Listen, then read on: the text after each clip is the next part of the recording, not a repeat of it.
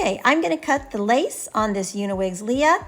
So LEAH has these little return hairs, and you can just use those as little baby hairs. So I'm going to use tiny clips because this is also very, very low density. So I can just use these little teeny clips to pull the hair back off of that extra lace.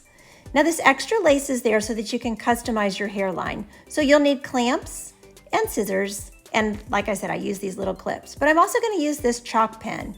So what you can do with this chalk pen is you can just follow along the lace and you can completely customize your hairline. So if you have a widow's peak or something like that, you can trace around that and then you know where to cut your lace. So now I have it on my mannequin head.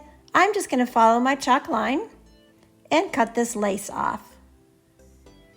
So just use your sharp scissors and just cut right along that line. It's okay if you clip out a few hairs. It won't hurt the wig. Those will just pull right out.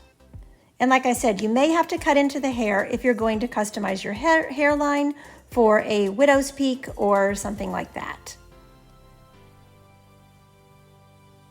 So now I'll try it back on and you can see where the lace is cut.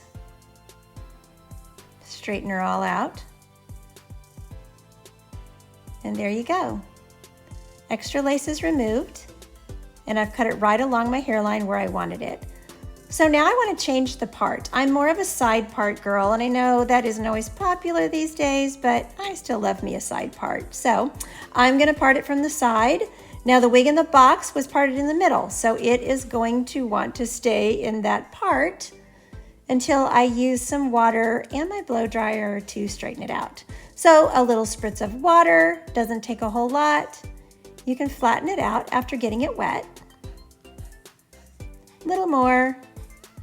Sorry, I'm having to use my bathroom mirror as well as the camera to see what I'm doing. And I'm just using my rat tail comb and just going down until I get a nice open part, just the way I like it. And now the hair dryer.